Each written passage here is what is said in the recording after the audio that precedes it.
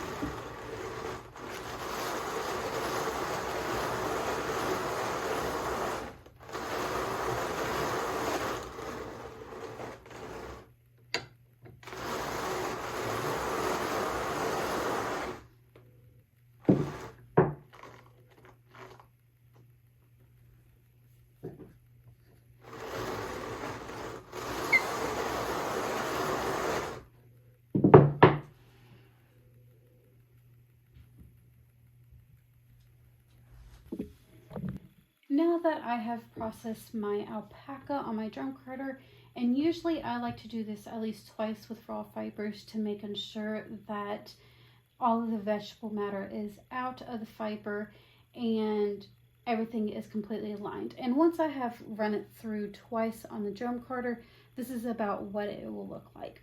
So since I will be running this again through the drum carder one more time, if not 2 times, I'm just going to turn this into a bat. Now there's a few other directions that I can do. I can turn it into a rolag or several rolags, or I can also turn it into roving. But with me processing it again on the drum carder, I'm just going to make a bat out of it. And I have my awl here, and all I'm going to do is there is a metal strip in the middle of the drum carder, and all I'm going to do is pull these fibers apart from each other. That way I can actually process them or take them off of the drum carder. So I'm just going to kind of pull these apart a little bit so that I can pull them off.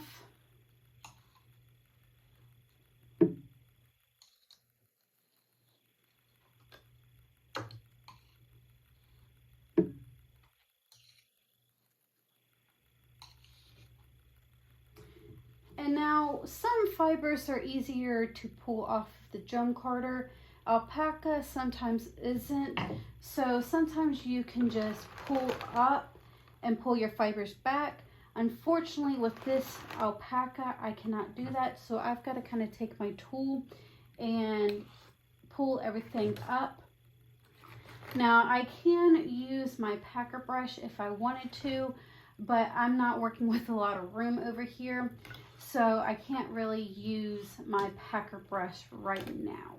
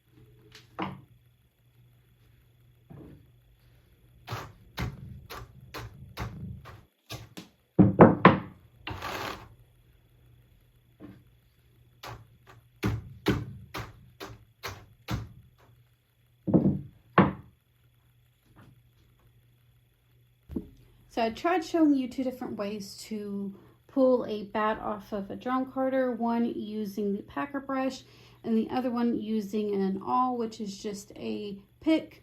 Now, unfortunately, using the packer brush at the angle that my drum carder's at wasn't very successful, and that's part of the reason why I like to use my awl a little bit better. And with using the packer brush and in it not being so successful, my back kind of started falling apart. So again, this is going to be ran through the drum carder one more time, if not two more times, just to making sure all the vegetable matter is out of the fiber and everything's lined and pulled together. So that is just one way that you can pull fiber off of a drum carder. Again, you can do it in bat form, you can do it in rolag, or you can also do it in roving style. Next, we will be going over how to make a rolag on the blending board that you see back there.